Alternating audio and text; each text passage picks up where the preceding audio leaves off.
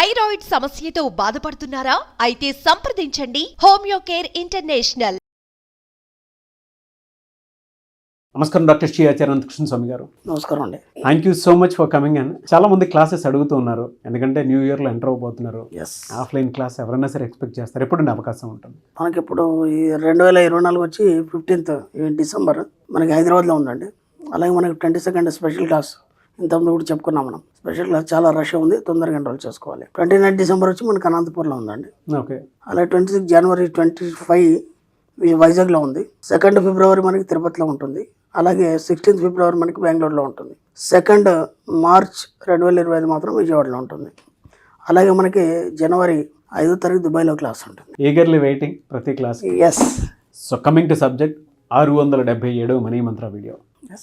ఈ వీడియోలో ఏం చెప్తున్నారు, ఎందుకంటే ఈ రోజుకి కూడా ఈఎస్ పై ఈఎస్ పాస్ అవుతూనే ఉంటుంది, కానీ ప్రతి దాంట్లోనూ ఒక సరికొత్త సబ్జెక్ట్ని చెప్తూనే వస్తూ ఉన్నారు. ఇవాళ మనీ అట్రాక్షన్కి సంబంధించినటువంటి ఫస్ట్ బ్రాండ్ నేమ్ ఏదైనా ఉంది అని అంటే మనీ మంత్రకి డాక్టర్ శ్రీ ఆచార్య అనంతకృష్ణ స్వామి గారు. సో ఈ వీడియోలో ఏం చెప్తున్నారు? మనకేంటంటే మన సబ్జెక్ట్లో మనం ఏం చెప్తామంటే కళలు అనేది కనాలి. మనం కళలు కనాలని చెప్తున్నాం. మనం ఎంత వీలైతే అంత కళలు కనాలి, అవి అన్ని చూస్ చేసుకోవాలి. ఎందుకు కళలు కనాలంటే ఇప్పుడు మీరు ఒక కోరిక ఉండిపోయింది.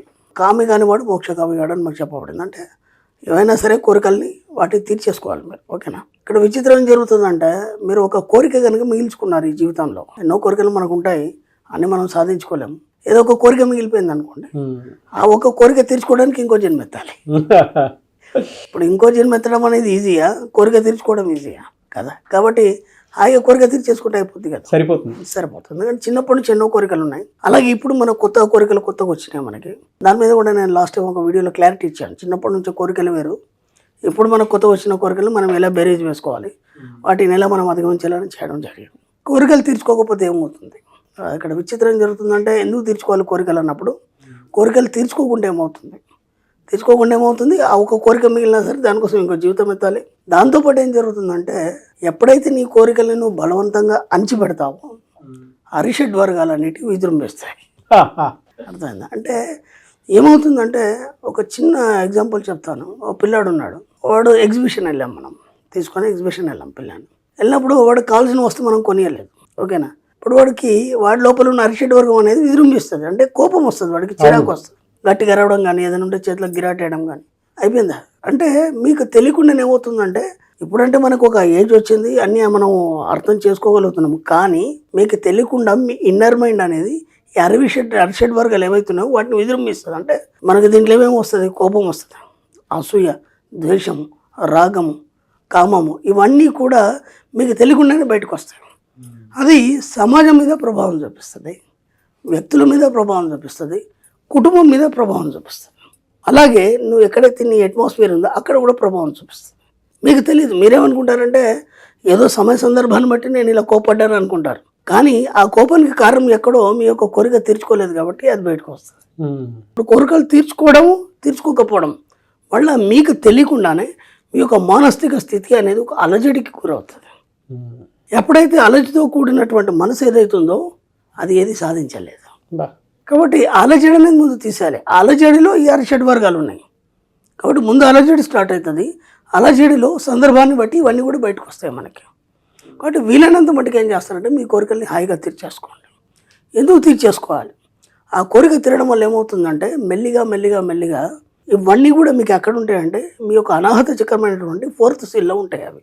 ఇప్పుడు మీరు ఒక్కొక్క కోరిక తీర్చుకున్నప్పుడు ఆ అరిషడ్ వర్గాలన్నీ ఆ యొక్క అనాహత చక్రం నుంచి విసిరివేయబడతాయి. అవి ఒక్కొక్కటిగా విసిరివేయబడతాయి. ఎప్పుడైతే విసిరివేయబడతాయో ఇది ప్యూరిటీ సంతరించుకుంటుంది. ఎప్పుడైతే ఇది ప్యూరిటీ సంతరించుకుంటుందో అప్పుడు మీరు కోరుకునేవన్నీ వచ్చేస్తాయి. ముందు కోరికలు తెచ్చుకునే ప్రయత్నం చేయండి. దాంట్లో ఏమవుతుందంటే మీకున్నటువంటి అరిషడ్ వర్గాలు ఏవైతున్నాయో ఒక్కొక్కటిగా దూరం అయిపోవడం అనేది మొదలవుతుంది. ఎప్పుడైతే ప్యూరిటీ సంతరించుకుందో మీరు చిన్న పిల్లల్లా మారిపోతారు. ఎందుకు నేను చెప్తున్నానంటే మొత్తం హోల్ బాడీ చూసుకుంటే, షట్చక్రాలు చూసుకుంటే మనకు కేవలం అనాహత చక్రం మాత్రం మన కోరికలు తీరుస్తుంది. ఎందుకు తీరుస్తుంది అంటే అది ఎప్పుడు ప్రేమతత్వంతో కూడి ఉంటుంది. అందుకే అది హృదయానికి దగ్గరగా ఉంటుంది. మనం ప్రేమను కూడా మనం ఎలా సూచిస్తామంటే హార్ట్ సింబల్తో సూచిస్తాం. అందుకని అది హృదయానికి దగ్గరగా ఉంటుంది. ఎమ్మట ఏం చేస్తుంది? నువ్వు హృదయానికి ప్రేమతత్వాన్ని అది ప్రసరింపజేస్తుంది. అప్పుడు ఏమైపోతుందంటే నీలో ఒక సాత్వికత అనేది ఏర్పడుతుంది. ఎప్పుడైతే సాత్వికత ఏర్పడుతుందో నువ్వు తత్వమసి అయిపోతావు. అంటే తత్వమసి అంటే నువ్వే అంత, అంటే మొత్తం ఈ సృష్టి అంతా నువ్వే అయిపోతావు. అంటే దేన్ని చూసినా సరే నువ్వు ప్రేమించగలుగుతావు, దేన్ని చూసినా సరే నువ్వు దాన్ని ఆరాధించగలుగుతావు. ప్రతి దాంట్లో నీకు ఒక పవిత్రత అనేది కనిపిస్తుంది. అప్పుడు ఏమవుతుందంటే నువ్వే అనంతంగా మారిపోతావు. ఈ స్థాయికి రావాలంటే మనం ముందు ఏం చేయాలంటే కోరికలు ఏవైతున్నాయో వాటన్నింటినీ తీర్చుకోవాలి. తీర్చుకోకపోతే ఏమవుతుంది, మీలో ఉన్న అరిషడ్ వాళ్ళు కానీ బయటకు వస్తాయి. దానివల్లనే ఇవన్నీ అలజడులు, గొడవలు, హడావుడి ఇప్పుడు సమాజంలో జరిగి ఇవన్నీ కూడా అవే. ఎందుకంటే మనిషికి ఏదైతే లేదో దానికోసం ఫైట్ చేస్తాడు. ఫైట్ చేస్తుంటే కోపం అనే అరిషడ్ వర్గం నుంచి కూడా బయటకు వచ్చింది కదా. సరే పక్క వాళ్ళు ఏదో కొనుక్కున్నారు, నీకు లేదు, దాని మీద నీకు కోరిక వచ్చింది, ఈర్ష్య వచ్చిందా లేదా? అవునా కదా. ఈర్ష్య, అసూయ, ద్వేషం. ద్వేషం దేనికి వస్తుంది? మన దగ్గర లేని దానికోసం ఎదుటి వాళ్ళ దగ్గర ఉన్నప్పుడు, వాళ్ళు లాక్కున్నప్పుడు మనకు వస్తుంది. అంటే నీ దగ్గర ఉన్నదాన్ని నువ్వు కోల్పోతున్నావు కాబట్టి నీకు ద్వేషం వస్తుంది. ఇలా ప్రతిదీ కూడా ఈ అరిషడ్ వర్గాలతో మన సబ్జెక్ట్కి చాలా ముడిపడి ఉంది. వీలైనంత కోరికలు తీర్చుకోండి, హాయిగా ఎంత వీలైతే అంత సంపాదించండి. ఈ కోరికలు తీర్చుకోవాలంటే ముందు నువ్వేం చేయాలంటే సంపాదించాలి. నువ్వు ఎంత సంపాదిస్తే అంత తొందరగా ఈ కోరికలను తీర్చుకోగలుగుతావు. కాబట్టి ముందు మనం దేని మీద దృష్టి పెట్టాలి? కోరికలు తీర్చుకోవడం కాదు, డబ్బు మీద దృష్టి పెట్టాలి. కాబట్టి ఒకదానికొకటి ఇలా ముడిపడింది కాబట్టి వీలైనంత డబ్బు సంపాదించండి. ఆ డబ్బు సంపాదించి ముందుగా మీకు ఇప్పటివరకు ఏవైతే కోరికలు ఉన్నాయో, అంటే చిన్నప్పటి నుంచి ఇప్పటివరకు ఎప్పటి నుంచో అనుకుంటున్నారు నేను ఏదో చేయాలి, లేకపోతే ఏదో కొనాలి, లేదంటే ఒక కొత్త ప్రదేశానికి వెళ్ళాలి, ఇలాంటి ఎప్పటి నుంచో ఉన్నాయి కదా మనకి.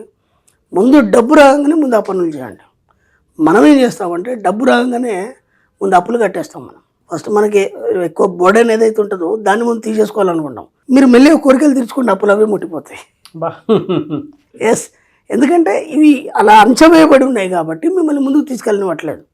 ముందు డబ్బు రాగానే ముందు మెల్లిమెల్లి ఒక కోరికలు తీర్చుకోండి. ఒకటి రెండు తీర్చుకోగానే ఇంకా దానికి సరిపడి ఇంకా డబ్బు వస్తుంది. అప్పుడు మెల్లిగా అప్పు కట్టండి, మళ్ళీ మీ కోరికలు తీర్చుకోండి, మళ్ళీ అప్పు కట్టండి, మొత్తం అప్పులన్నీ క్లియర్ అయిపోతాయి. ఆ తర్వాత మీరు ఫ్రీ అయిపోతారు. ఆ తర్వాత బోలెడ్ డబ్బు వస్తుంది. పుష్కలంగా సంపాదించండి, ఎంజాయ్ చేయండి. అరిషడ్ వర్గాలు, సాత్వికత, తత్వమసి, ఎస్, వీటన్నిటి నుంచి ఒక కామన్ ఎమోషన్ పుట్టుకొచ్చేది ఏదైనా ఉంది అని అంటే మనలో ఉండేటువంటి కోరికల్ని మనం ఎంజాయ్ చేయాలి అనుకుంటే దానికి డబ్బు కావాలి. డబ్బుగా సో ఈ సబ్జెక్ట్ అంతా అటేపు టర్న్ చేస్తే డెఫినెట్గా మీకు ఆ సక్సెస్ వస్తుందని చెప్పడానికి బెస్ట్ ఎగ్జాంపుల్ అండి. ముందు నేర్చుకోవడానికి చాలా ఎక్కువ ఉండేటువంటి విషయాలు ఉన్నాయి. మీకు ఎక్కడి నుంచి వస్తుందో తెలియదు కానీ అనర్గళంగా వచ్చేస్తూ ఉంటుంది. నాకు అసలు చాలా ఇన్స్పైరింగ్ అనిపిస్తూ ఉంటుంది. అంటే నేను అనేది ఏంటంటే అండి, మనము డబ్బు సంపాదించడం అనే దానికి చాలా స్కిల్స్, బోలెడు క్లాసెస్ ఉన్నాయి, అంటే బిజినెస్ స్కూల్స్ ఉన్నాయి, అంటే వ్యాపారాలు చేయడానికి బోలెడు ఉన్నాయి. అవన్నీ కాదు, అసలు డబ్బు ఎందుకు రావట్లేదు, ఫస్ట్ మన దగ్గరికి డబ్బు ఎందుకు రావట్లేదు అన్నదాని వెనకాల ఇవన్నీ కారణాలు ఉన్నాయి.